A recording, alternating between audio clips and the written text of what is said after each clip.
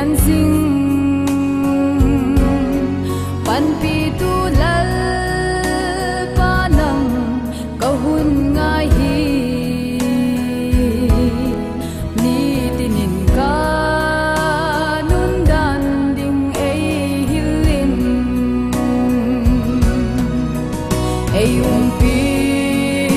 singin o lal pa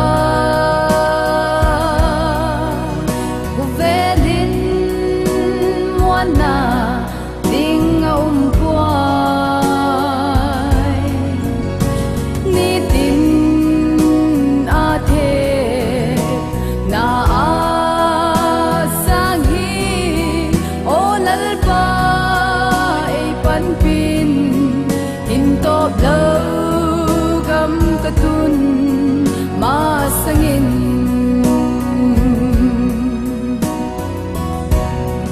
kalay dam sung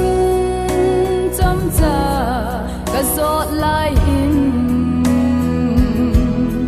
nang lo in ka hat na i a chau in tuang hin na lam zot ka zo ngai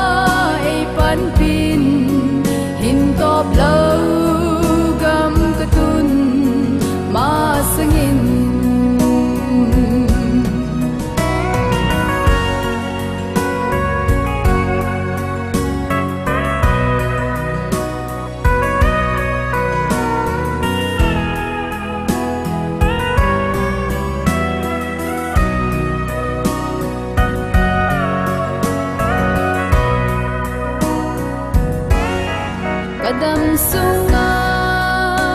lalpa kabang kim nang kamalam nun siaga kazona nang kahat na om pole kabel ku